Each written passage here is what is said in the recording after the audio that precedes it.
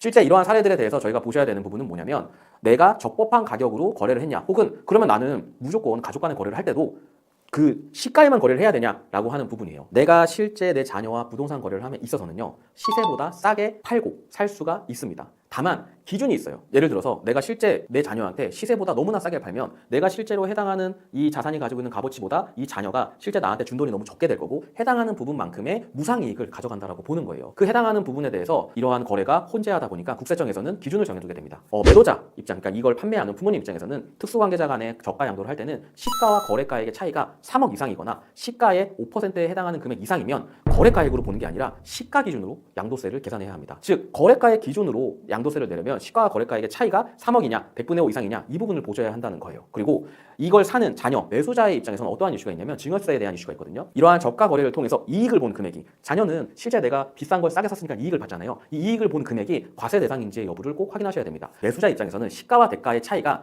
시세의 30% 이상 또는 그 차액이 3억 원 이상이어야 증여세를 과세를 하게 되어 있습니다. 시세 10억짜리 아파트를 한 채 보유하고 있는 부모님이 자식과 7억에 거래를 하는 상황입니다. 이럴 때 어떠한 문제가 발생할까요? 첫 번째, 실제 거래가 가능할까요? 10억짜리 아파트를 7억에 사고 파는 게?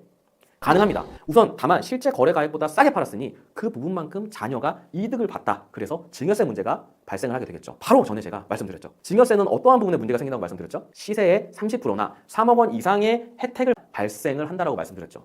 10억 원짜리를 7억 1천만 원에 했다고 할게요. 3억 원 이상의 혜택을 보지 않는 경우에요. 이러한 부분에는 실제 이 자녀한테 생기는 증여세 문제가 발생을 할까요? 안 할까요? 안 하죠. 내가 실제 이득 본 금액이 3억 이하라고만 하면 3억만 안 넘으면 실제 나한테 증여세 문제가 생기지 않는 거예요. 내가 10억짜리 아파트를 부모님한테 사왔는데 아무런 문제가 발생하지 않는 거예요. 이제 판매하는 분의 입장에서 볼게요. 자녀는 문제 없대 증여세가. 그러면 판매하는 부모님의 입장에서는 제가 앞서 말씀드린 대로 1가구 1주택의 요건을 갖췄어. 그러면 실제로 내가 양도세, 비과세 규정이 있기 때문에 해당하는 문제가 발생하지 않게 되죠.